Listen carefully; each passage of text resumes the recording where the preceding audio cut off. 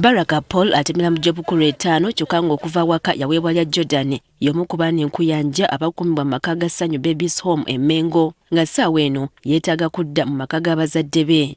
Ono okutuuka wano atutegeezezza nga nnyina bwe yamusuula kasasiro wabula n'amutegeeza nga bwe yali agenda okudda okumunona. Yanimba.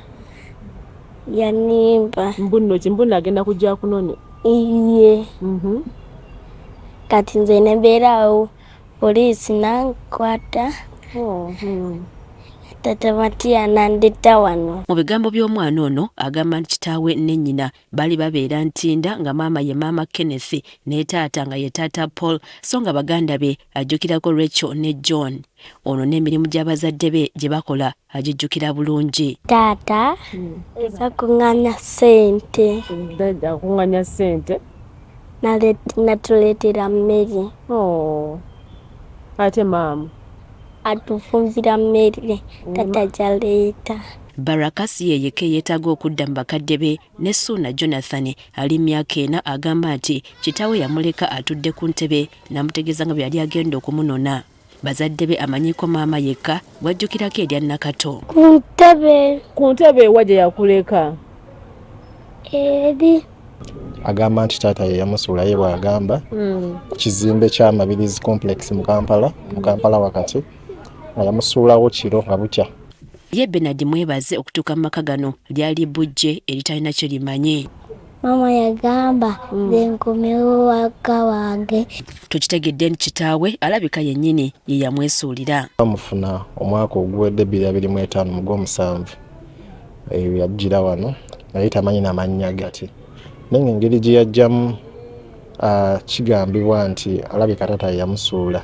N'omulala gutegeddeko erya Rohani ng'ali myaka 3 bazadde be tabajjukira bulungi. Mama yani? Mama ye mami. Ate taata yani? Daddy. Omwana ono yajja mu kifo kino mu mwezi ogw'Ekkumi omwaka oguwedde nga yatwalibwa omusajja yagamba yamulonda ku Nakivubo Road ako.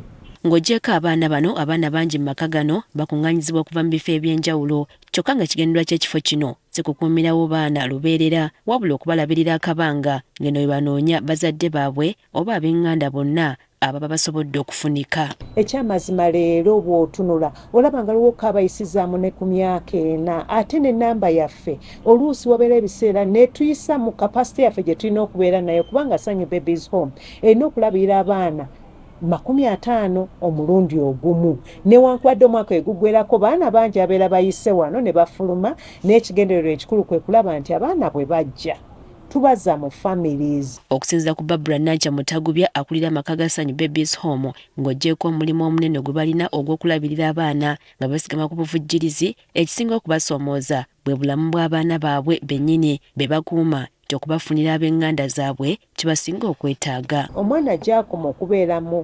institution, child care institution, kimukosa ng'akula mu development ne growth ye.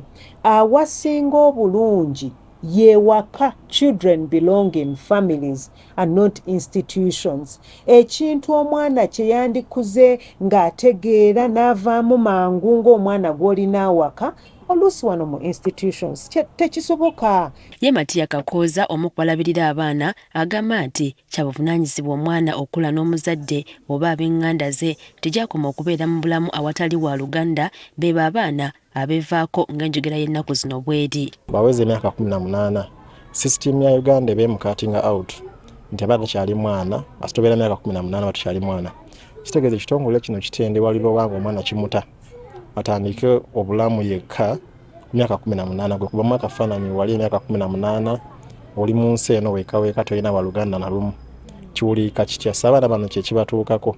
Kati basaba bonna abalina kye bamanyi ku baana abalagiddwa okubaako kye bakola okulaba nga abaana badda mu b'eŋŋanda zaabwe. Bw'obanga olina omwana gw'omanyi nti ali wano ku Ssanyu Babies Home oba omulabye nti oyo wange oba oyo wa muganda wange oba oyo wa mulirwana tubayita mujje wano ku Ssanyu Babies Home Mengo e Namirembe mututuukirire tulabe butya bwe tukolagana wamu nammwe abaana bano okudda mu b'eŋŋanda zaabwe kubanga omwana okubeera mu family kye kisinga bwe bataafune bazadde bwe tutaabalabe mu ab'eŋŋanda zaabwe abaana tugenda bawaayo mu families okubeera adopted nawe ayagala okwezaalirako ku mwana okwadoptinga omwana jangu tubawa abaana for adoption naddala abaana ab'obulenzi bwe bali bangi abalinda families okubazaala.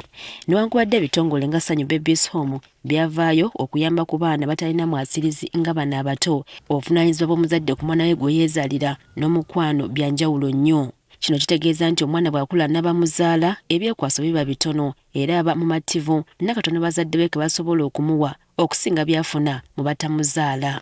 Priska Namulema agafeeyo ku Spark TV. Spark what? Spark TV. Spark. It's your time.